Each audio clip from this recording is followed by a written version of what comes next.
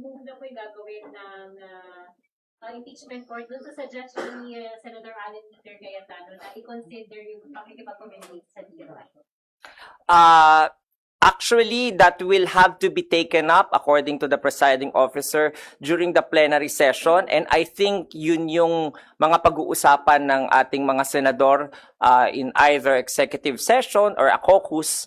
So they will know how to deal with the matter na ni-raise ni Senator Cayetano. Mga kailangan pa mo ba yung Hindi na po. Kailangan lang po nilang pag-usapan, will they send a letter to the Sandigang Bayan o meron po bang resolution ang Senate regarding that? So yun yung hindi pa klaro kung ano yung course of action na pwedeng gawin para makipag-usap formally sa Sandigang Bayan. Pero sir, kailangan plenary session? Kailangan na-resume muna or hindi na? Alin po?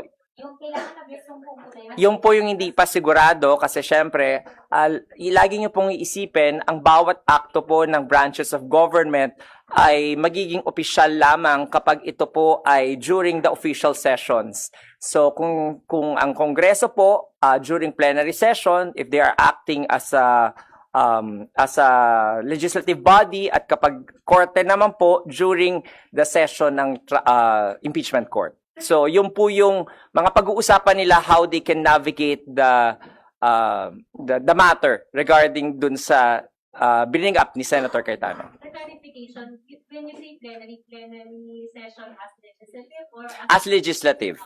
Kaya hindi kanina nag-rule yung presiding officer kasi it is a matter outside of the purview of the impeachment court. Sir, clarification, will it be accurate to say na hindi ma-actionan yung motion ni Senator Alan Peter Cayetano hanggang hindi na-resume ang session ng Congress? Hanggat hindi pa po yan sigurado kung ano yung action. Kasi yun nga po, as I know, meron pong moves po na may liham na pinapakalat po para po magsulat yung ating mga senador doon sa Sandigang Bayan. However, some senators feel na hindi po dapat ganon yung proseso na gawin na ordinary liham.